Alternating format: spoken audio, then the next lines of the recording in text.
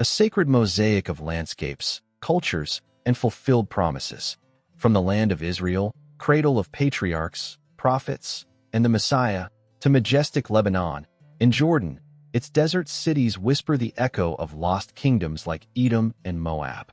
Arabia, with its immense silence, guards Mount Sinai. In Egypt, the Nile flows like an artery of empires among pyramids that saw the people of God depart toward freedom. Turkey holds the 7 churches of the Apocalypse. In ancient Greece, Paul announced the unknown God, and in Rome, the martyrs ignited the flame of the gospel with their blood. Let's explore together and discover some of the most interesting and extraordinary facts about the land of the Bible. Iran, land of kings and empires.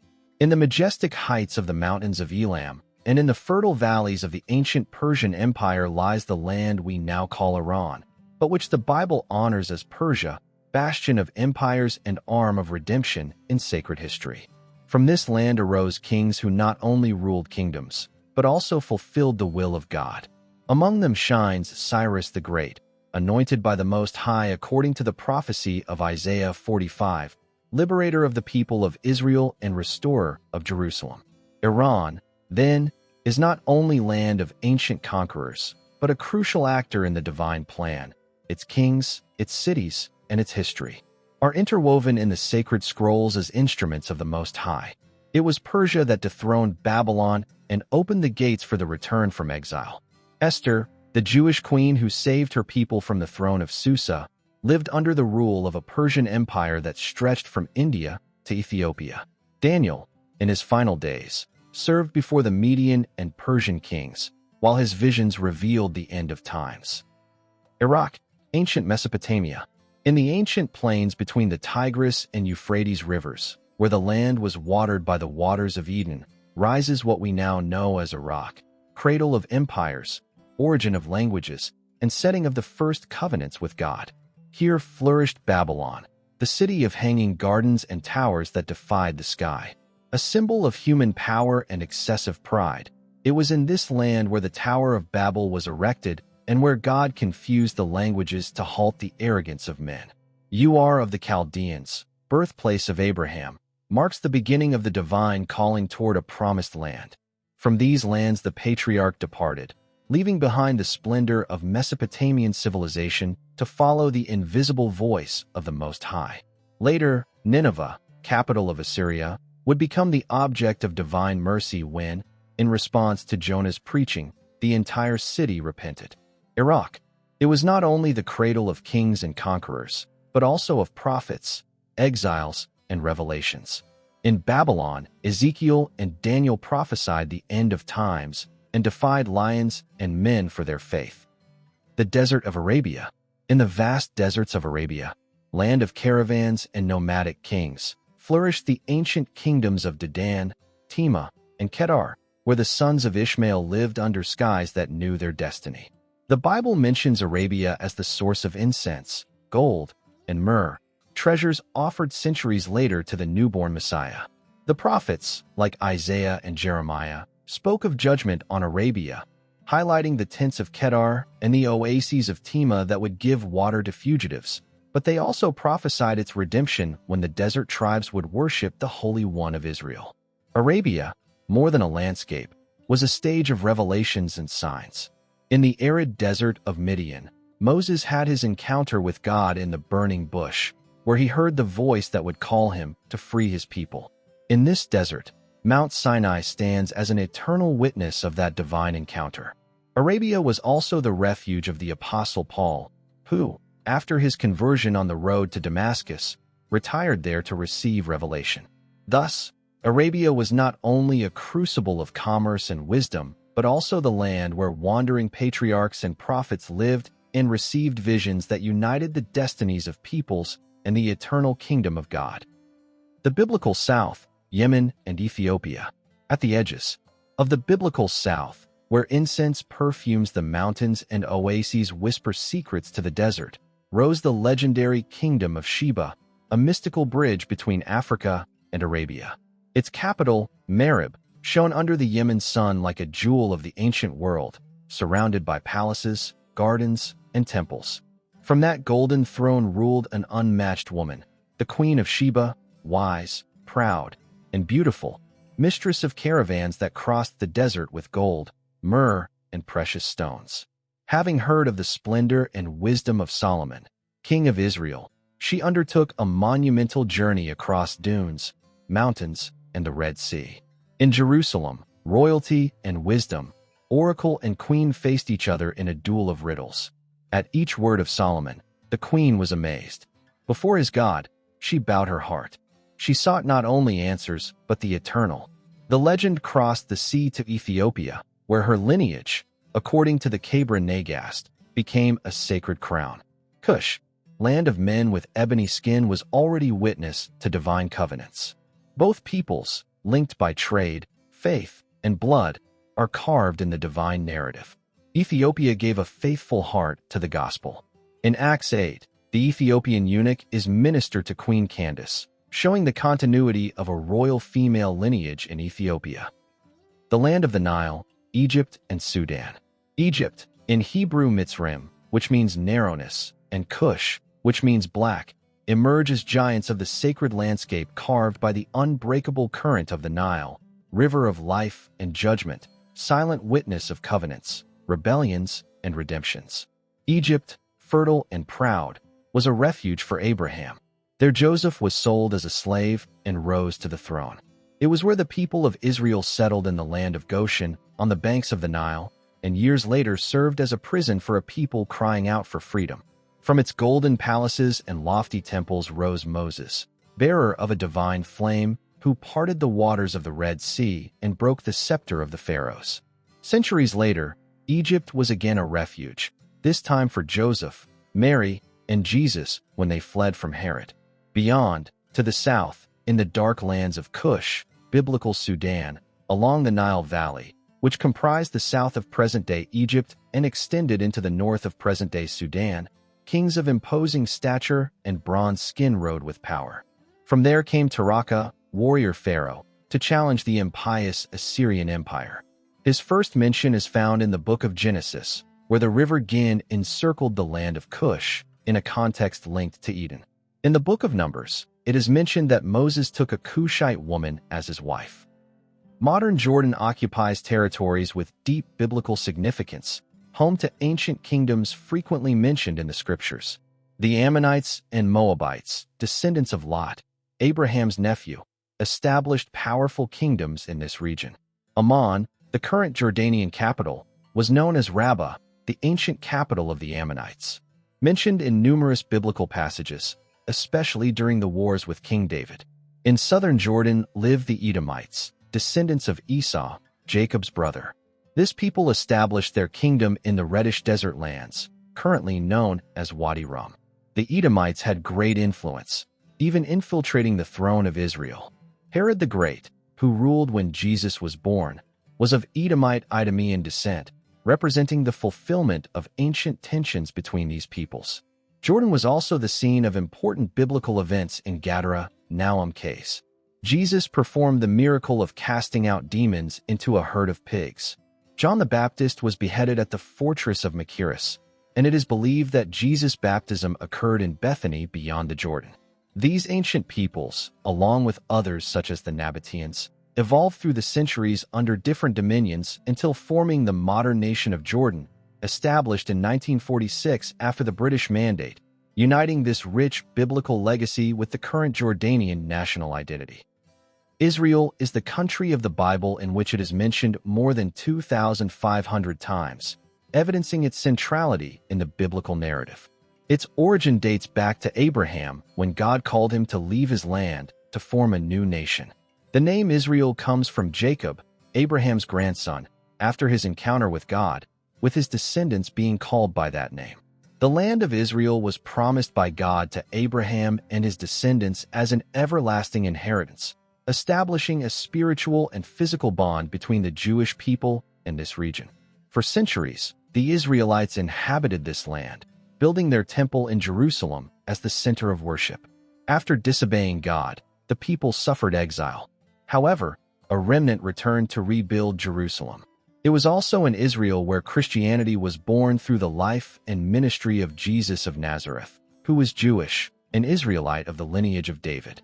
The first followers of Christ were all Israelites, and from Jerusalem, the Christian message spread to the world. The Bible also mentions in Revelation the 144,000 sealed from the tribes of Israel, representing the final fulfillment of divine promises for Israel. Today, Israel preserves important biblical heritage sites: the Wailing Wall, the last vestige of the Temple, the Sea of Galilee, where Jesus performed several miracles, Bethlehem, his birthplace, Nazareth, where he grew up, and Jerusalem, a holy city for three religions. These sites connect the present with biblical history, witnessing the continuous presence of the people of Israel in their ancestral land. Gaza, frequently mentioned in biblical texts, is part of the territories promised by God to Abraham and his descendants. This coastal region experienced numerous changes of sovereignty throughout biblical history, oscillating between Hebrew control and the dominion of other peoples, mainly the Philistines. The Philistines arrived on the coasts of Canaan around the 12th century BC, probably from the Aegean region. Many scholars suggest they came from Crete and might be related to the Minoan civilization.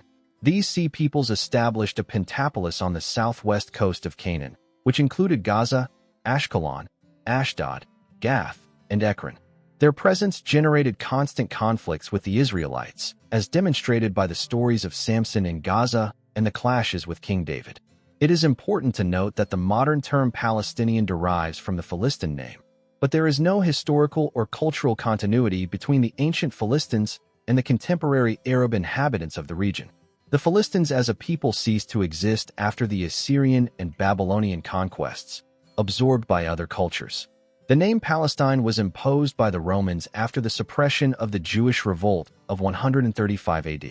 Emperor Hadrian, seeking to erase the Jewish connection to the land, renamed the province of Judea as Syria Palestina, based on Israel's ancient enemies. This administrative name endured through various empires and became the geographic designation of the region for centuries, although the historical and spiritual bond of the Jews with this land never dissipated. Syria represents in the biblical pages a fascinating fusion of ancient peoples, with the Arameans being its most prominent component. The Aramean connection is so deep that the Bible occasionally refers to the Hebrew patriarchs as Arameans. Deuteronomy describes Jacob as an Aramean about to perish, evidencing the ancient ties between these cultures. The biblical history narrates numerous conflicts between the Aramean kingdoms of Syria and Israel. King David extended his domain to conquer ancient Damascus, a city that already then had thousands of years of history. This conquest marked the beginning of a significant Jewish presence in Damascus, where one of the first synagogues outside Israel was established. Over time, it became an important center of Sephardic Judaism that endured for generations. Precisely to this Jewish community in Damascus was directed Saul of Tarsus, a zealous persecutor of the first Christians. The biblical account describes how, on the road to Damascus, Saul had a supernatural encounter with a blinding light and the voice of Jesus, which radically transformed his life. This event changed the course of history, turning the persecutor into Paul, the apostle who would bring Christianity to the Gentile world. Damascus and other Syrian cities continued to be important centers of faith, where Jewish, Christian, and later Muslim traditions intertwined, creating the rich cultural fabric that characterizes modern Syria, heir to these ancient Aramean legacies and their crucial role in the development of the Abrahamic religions. Lebanon holds a prominent place in biblical narratives as a land of extraordinary natural and cultural wealth. Its famous cedars, mentioned more than 70 times in the Bible, were fundamental for the construction of Solomon's temple and the royal palace in Jerusalem. King Hiram of Tyre, ally of kings David and Solomon, provided these valuable cedars and expert craftsmen, establishing a trade relationship that brought prosperity to both kingdoms. The ancient Phoenician cities of Tyre and Sidon, located on the Lebanese coast, were important commercial and cultural centers. The Phoenicians, heirs of the Canaanite culture, stood out as skilled navigators and traders. Establishing colonies throughout the Mediterranean, their dominance of the trade in purple dye, a luxurious pigment extracted from marine mollusks, granted them immense wealth and prestige. The Phoenician alphabetic writing became the basis of numerous later writing systems. Lebanon's natural beauty also echoes in biblical poetry. The majestic mountain ranges of Lebanon and Anti-Lebanon, with their snow-capped peaks, are referred to as symbols of beauty and grandeur. Mount Hermon, in the Anti-Lebanon range, is mentioned in the Psalms and other texts as a place of blessing and abundance. Jesus' ministry also extended to this region. The Gospels narrate how he traveled to the territories of Tyre and Sidon, where he performed healing miracles, including the daughter of a Syrophoenician woman, demonstrating that his message of salvation was for all nations, not only for Israel. Greece, ancient Javan. On the shining coasts of the Aegean Sea, among marble columns and hills, rises the land of Greece, known in the scriptures as Javan, son of Japheth, and a name by which the prophets announced the destiny of the nations. According to the prophecy of Isaiah 66, Greece was called by the ancient prophecies, mentioned by Joel and Ezekiel as a people of commerce and war, distant but involved in the purposes of God. Although it was not the cradle of the patriarchs, the Bible contemplates it as a stage for the clash between human wisdom and divine revelation. In its squares and Areopagus echoed the words of Paul, who, according to Acts 17, in Athens, confronted Epicureans and Stoics with the message of the unknown God. Greece, heir of Alexander the Great, was the force that Hellenized the ancient world, paving the way for the gospel to spread in a common language. It was in this Hellenic context that the books of the New Testament were written and where the cities of Corinth, Thessalonica, and Philippi became beacons of early Christianity. Macedonia, the land of Alexander. In the mountainous lands of the northern Aegean, where the winds blow from Thrace and the roads cross toward Rome, rises ancient Macedonia, land of warrior kings and divine revelations. Here was born Alexander the Great, the Lion of Europe, whose empire extended the Greek language and culture to the ends of the known world, preparing the ground for the gospel. But greater than his conquest was the vision that changed spiritual history. In Troas, the Apostle Paul saw the Macedonian man begging him, "Come over to Macedonia and help us." Thus, Macedonia became the first European land to receive the light of Christ. There were Philippi, where Lydia believed by the river and became the first Christian of these lands, and Thessalonica, city of commerce and power where a fervent and persecuted church arose. Through these cities, Macedonia became seed of the kingdom in the west. It was not only land of empires, but of open hearts in Macedonia. The sword of Alexander gave way to the word of the Spirit. Its hills and Roman roads were witnesses to the clash between earthly power and the glory of the gospel. Macedonia, then, is not only history, it is promise, door, and bridge between two worlds. Turkey, ancient Asia Minor. In the vast lands of what is now Turkey, where east and west embrace in mountains and seas, unfolded one of the most sacred and decisive settings of the biblical narrative, formerly known as Asia Minor. This region was home to patriarchs, prophets, apostles, and to 7 churches ignited by the fire of the Spirit. Here was Ephesus, where Paul preached with power and where the word of the Lord grew and prevailed over magic and idolatry. In Antioch of Pisidia, Iconium, Derbe, and Lystra, the gospel broke boundaries and challenged empires. It was also in the other Antioch, the one in Syria, now in the border territory between Turkey and Syria, where the disciples were first called Christians and from where the great missions to the world departed. In Revelation, 7 churches shine upon these lands: Ephesus, Smyrna, Pergamum, Thyatira, Sardis, Philadelphia, and Laodicea. To each were directed warnings and promises, sealing Asia Minor as a land of revelation. Turkey was cradle of apostolic testimony, of the pain of martyrdom, and of future glory. In its ruins still echoes the voice that walked among the lampstands. This is not just a modern nation. It is a sanctuary of redemptive history. Armenia occupies a privileged place in biblical narratives as the land of Noah. According to the account in Genesis, after the Great Flood, Noah's Ark came to rest on the mountains of Ararat, located in the territory of present-day Armenia. This imposing mountain, with its snow-capped peaks, remains a national and spiritual symbol for Armenians, who consider this event as the origin of their civilization. The Bible also mentions that it was in these lands where Noah planted the first vineyard after the flood, thus beginning grape cultivation in human history. This winemaking tradition has endured in Armenia, which prides itself on having some of the oldest viticultural techniques in the world. Armenia stands out for being the first nation to officially adopt Christianity as the state religion, a momentous event that took place in the year 301 after Christ.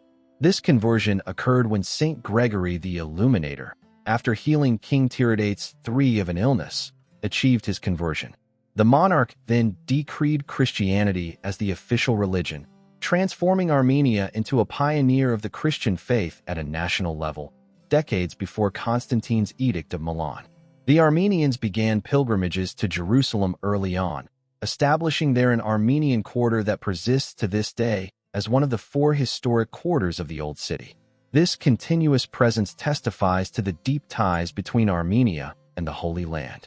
The Armenian Christian legacy is reflected in its extraordinary religious architecture, monasteries carved into mountains, churches with distinctive stone crosses, kochkars, and illuminated manuscripts that constitute an unparalleled cultural treasure, proclaiming the ancient and rich spiritual heritage of this nation. Italy, the heart of an empire. In the heart of the ancient world, where Roman roads wove empires and the Caesars dictated the fate of nations, rises Italy, land of power, law, and prophetic redemption. From Rome, the city of the 7 hills, emerged the empire that ruled Judea and raised the cross where the Savior died.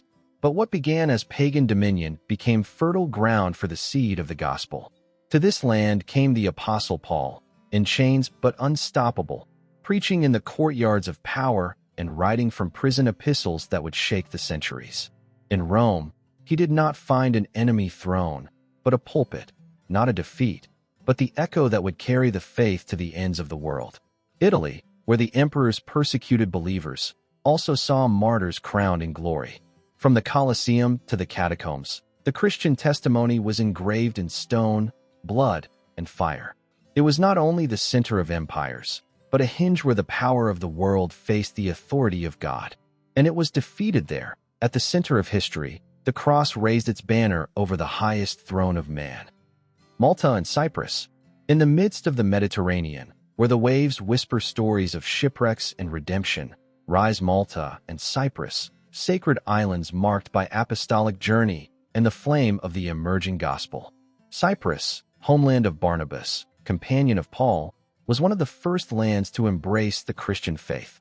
There, in Salamis and Paphos, the apostles preached with power, confronting sorcerers and governors, according to the account in Acts 13. On this island, the word of God overcame darkness, and the proconsul Sergius Paulus believed, witness to a gospel that disarmed empires. Further west, Malta, the pearl of shipwrecks, became a place of miracles when Paul, en route to Rome as a prisoner, was cast upon its shores by an unrelenting storm. In chapters 27 and 28 of the book of Acts, we read how under rain and fire, Paul was bitten by a snake and did not die, astonishing the islanders. In the house of Publius, the chief of the island, he healed the sick and proclaimed the truth with heavenly authority. Both islands, small on the maps of the world, were immense in God's plan. Dalmatia, a coastal region of the Adriatic that currently comprises territories of Croatia, Serbia, and Montenegro, appears briefly but significantly in the New Testament. In his second letter to Timothy, the Apostle Paul specifically mentions that he sent Titus to Dalmatia, 2 Timothy 4 verse 10. This evidences the expansion of Christianity toward the Balkans during the 1st century. This biblical reference demonstrates the reach of the apostolic mission, which sought to establish Christian communities on the borders of the Roman Empire. Titus, one of Paul's most trusted collaborators, was sent to this Roman province to continue the evangelizing work, planting the first seeds of Christianity in the Adriatic region.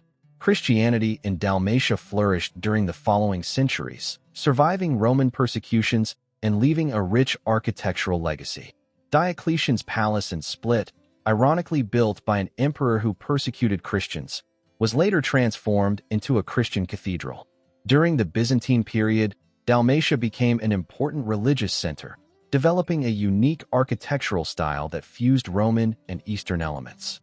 Despite barbarian invasions and later Ottoman influence, the Christian faith endured in the region, manifesting in churches, monasteries, and a rich cultural tradition that remains a fundamental part of Dalmatian identity to this day. The Bible mentions Spain indirectly, referring to this land as one of the most remote ends of the known world. In biblical times, the Iberian Peninsula represented the westernmost edge of the Mediterranean, considered literally as the end of the world for the civilizations of the Middle East. The biblical account of Jonah describes how this prophet, attempting to flee from the mission that God had entrusted to him in Nineveh, sought to set sail for Tarshish. Many biblical scholars and archaeologists identify this Tarshish with the Phoenician colony located in what is now Cadiz, Spain, one of the westernmost ports of the ancient world. This city, founded around 1104 before Christ, was considered the known limit of Mediterranean navigation, symbolizing for Jonah the farthest possible distance from the divine will. The New Testament also mentions the Apostle Paul's intention to travel to Spain. In his letter to the Romans, Paul states, "When I go to Spain, I will come to you," revealing his desire to extend the gospel to the last corner of the known world. Although the biblical text does not confirm whether he made this journey, there are ecclesiastical traditions and some archaeological indications, particularly in Tarragona, ancient Tarraco, capital of Roman Hispania Tarraconensis, that suggest Paul's presence on the peninsula. This connection between Spain and the biblical narratives reflects how the Iberian Peninsula represented, both literally and symbolically, the ends of the earth, where the divine message also had to arrive, thus completing the universal mission of Christianity. The Scythians, a nomadic people who dominated the vast Eurasian steppes from the north of the Black Sea to the borders of China, appear in the Bible as a symbol of the barbarian edges of the known world. These skilled horse warriors, expert archers, and masters in gold work were considered by Mediterranean civilizations as the personification of ferocity and savagery. In the Old Testament, the prophet Jeremiah mentions them as part of the northern peoples that God would use as an instrument of judgment. Their reputation as fearsome warriors made them the perfect metaphor for an unstoppable threat. Jewish tradition, particularly in later rabbinic texts, identifies the Scythians as descendants of Gog and Magog, figures mentioned in the prophecies of Ezekiel. In the New Testament, Paul mentions them in his letter to the Colossians 3 verse 11.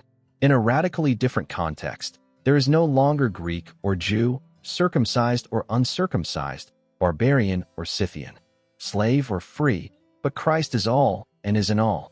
This revolutionary passage proclaims that even those considered the most savage and far from civilization, the Scythians, are equally received into the family of God through Christ.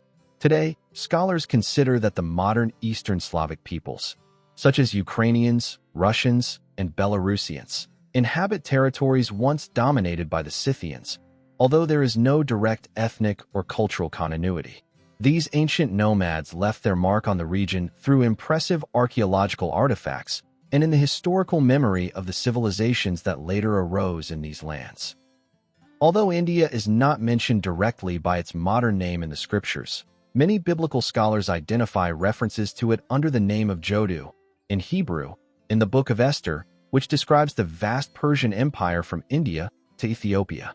This reference shows that the Indian subcontinent was already known as an eastern boundary of the world in biblical times.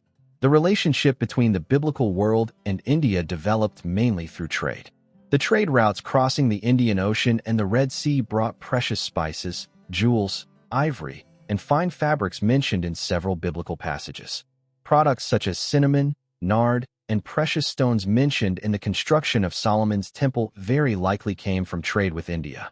According to ancient Christian traditions, the Apostle Thomas would have traveled to India around the year 52 AD, bringing the Christian message to the subcontinent. The Christian communities of Kerala, known as the Christians of St. Thomas, trace their origins to this apostolic mission, representing one of the oldest Christian traditions outside the Mediterranean. China, as a specific entity, does not appear named in biblical texts, but many scholars have identified possible indirect references. The term Zionim, mentioned in Isaiah 49 verse 12. Behold, these shall come from afar, and, lo, these from the north and from the west, and these from the land of Zidon, has been interpreted by some scholars as a reference to China, representing the easternmost lands known to the Hebrew world, the ancient Chinese civilization. It was already a cultural and political power during biblical times, although direct contact with the Mediterranean world was limited. The famous Silk Road, which connected China with the West, began to operate regularly during the Han Dynasty, 206 BC, 220 AD, facilitating a cultural and commercial exchange that would deeply influence both civilizations.